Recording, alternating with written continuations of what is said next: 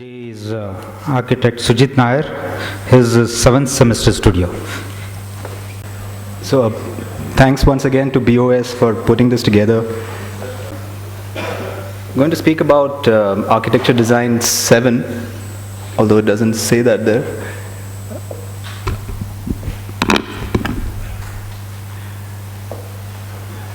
Well, it took me a little while to get around it. I found it pretty intense in the beginning, so I can imagine what the students might go through.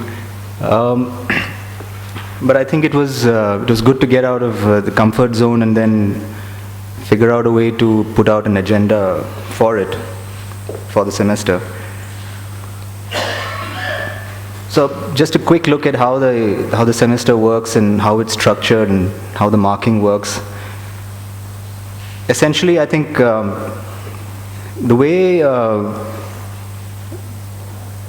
urban, the term is looked at seems pretty intense, and I definitely agree with what Mr. Anand had to say a little earlier.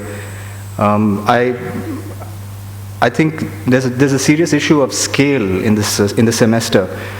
So the syllabus clearly prescribes that you have to understand what the difference between urban is, what public realm means, and the differences between urban design, urban development, a role of architecture in its urban sort of sense, an architecture that fits into an urban context, and urban space as an extension of architecture. So it's looked at sort of both ways. And the must-haves, essentially the program has to be multifunctional, so I imagine it has to be a mixed use. There are 3 or 4 project types, project typologies indicated. Again, I find some of those a little overwhelming, but that's not to say that I don't think there's any serious critique of how the semester is, or the intent of the semester is. I think it's just coming back to the issue of the scale and how perhaps there's a way to look at a process that leads to a program rather than you look at the urban study first and then you have this typology that you have to kind of fit the learning into of the first part. So this program that has to be mixed use, public access to majority of the programmatic functions, congregation and public areas between built form and the edges of the site. And like I said, typology wise, it talks about transport interchange, retail with entertainment, multiplexes perhaps, performing arts center, art gallery. So I'm imagining this is suggestive. It doesn't really say very clearly that, that this necessarily has to be a scale, because it's hard to kind of touch upon how large an art gallery should be, for example. Sports stadium. And there are these notes that I think are recurring. It talks about access to handicapped age public, for handicap access and age public and children. And one key architectural feature needs to be detailed out. So I have imagined this to be a sort of an indexed method to the semester. So I think one key aspect should be writing. I think everyone's sort of touching upon this, that there has to be reading as part of the design studio. So I definitely want to make that a part of the 7th semester studio as well. So there's some sort of writing and visual storyboarding and analysis, of course, and how we sort of look at an analysis I'll come to a little later, and understanding issues. So the analysis actually leads to a whole bunch of issues, and this program that's perhaps prescriptive, which is debatable. When I say prescriptive, I mean that if you're doing a transport interchange and you have no way out of it, and we won't know until we finish this workshop and everything is implemented, but there has to be some sort of reactive program, which is really a program that's indeterminate at the beginning of the studio, and you actually understand only through the study and understanding of those issues. And there's of course speculation, and there's design.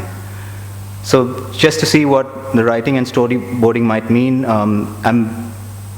I'm thinking that a lot of this reading might be intense for 7th semester. Also, a lot of it is usually very masters, or is sort of used at the master's level. But I'm thinking that readers can easily be put out, maybe a 30-page or 40-page reader with essential readings from some of these seminal texts. And urban sonography, which is very straightforward. I think you kind of the studio tutor or the studio head has to figure out a way to tell students what exactly to capture when they're told to go and visit a site or the site under consideration. And these could be through panorama, stills, and videos. And essentially, you're putting together some sort of a photo essay eventually.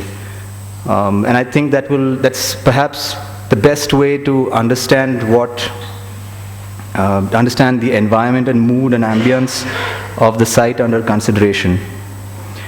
So at that stage, I'm saying there should be a crit. Obviously, this will be external, and then I'm not really getting into who the tutor should be and what is the nature of or who exactly should be doing this. But I think at this stage, crit is involved. And then there's an analysis stage, which typically tends to be very sort of statistical, and it's all about putting down demographics, and there's a very literal and very, it seems very basic in the way it's done usually. I think I'm more interested in the tactical and investigative nature of analysis, which is maybe kind of unearthing stuff that you don't really see on the surface. And I think there's a way in which, and that's the only way to expand the students' thinking at this stage, because next semester they're going into thesis. So that really leads to then understanding a whole set of issues, and it's at this stage that the issue leads to this better understanding of program, which is at the next stage, and what you call placemaking, which I think you briefly touch upon in the earlier semester that Vijay was talking about. So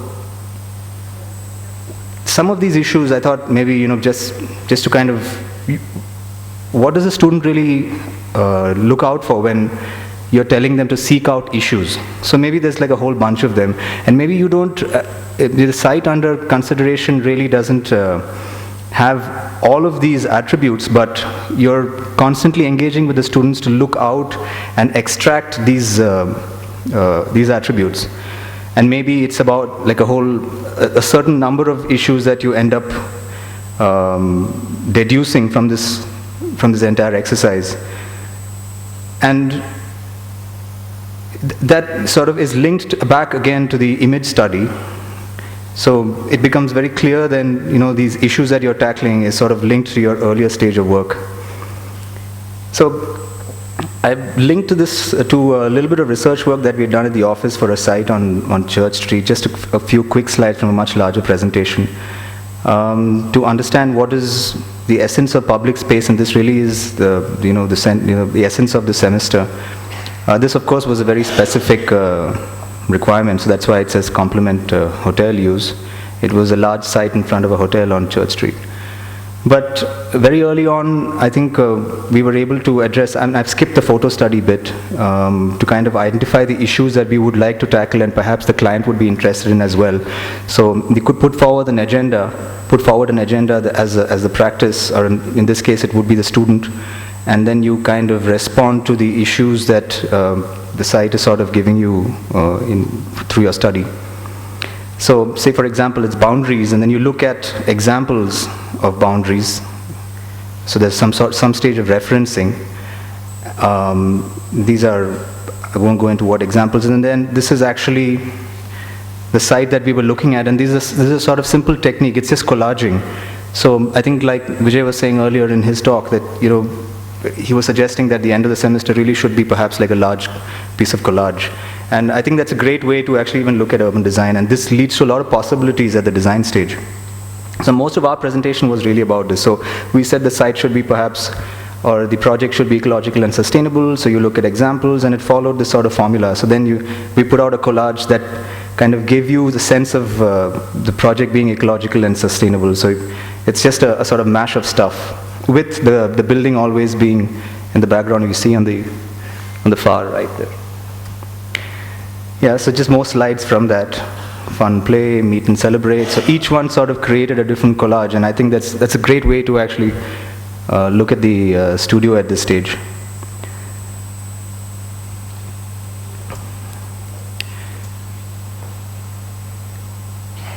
So at this stage, I think it's a good, midway, it's good to have a crit, I think, again. So you've done the storyboarding, you've done the analysis, you've understood the issues, time for crit.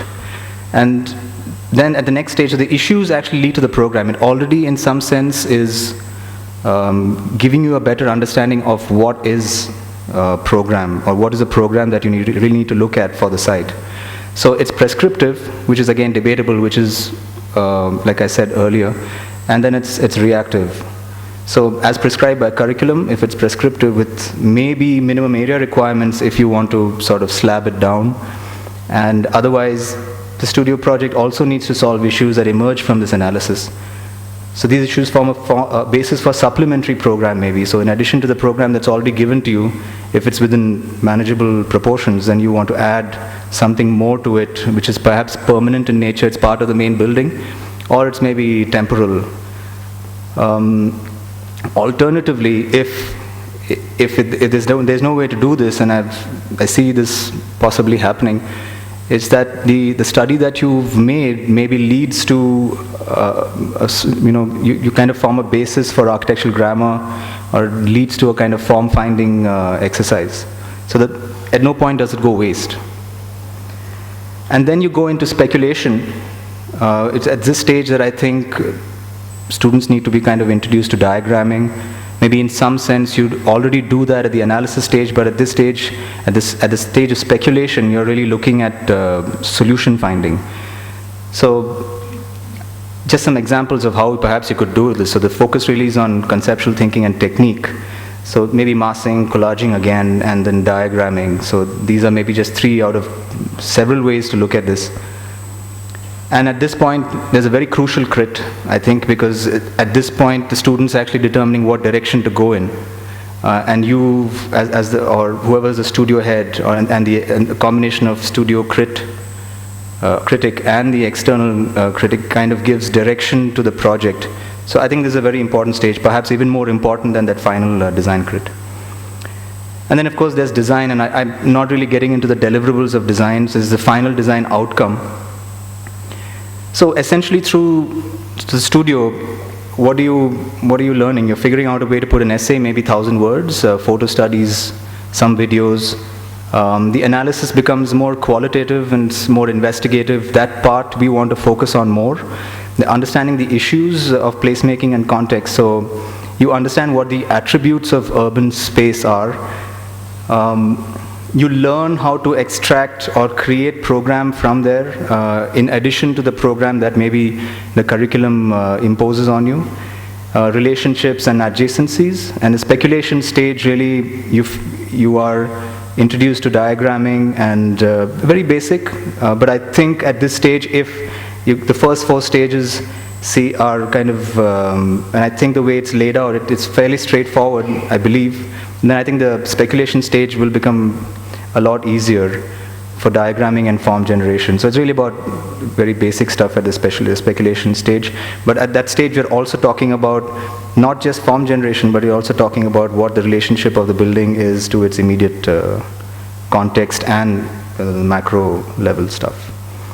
And then there's, of course, the design, which is the final project. So this is what we've set out. I mean, I put in 15 weeks. I think Bharat's been saying it's typically 13 or 14.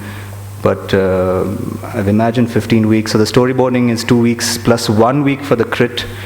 I've always seen this. I mean, the crit is never over in a day, so I think you need 2 sessions for it. I think it's typically 5 and 4 hours. The analysis stage, you have 2 weeks and 1 week for the crit again.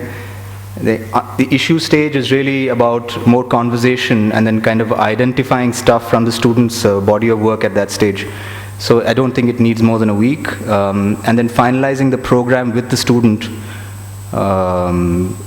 shouldn't take more than a week. And the speculation stage is 2 weeks plus 1 week for crit number 3. And design, you get 4 weeks to put out the final outcome. Thank you.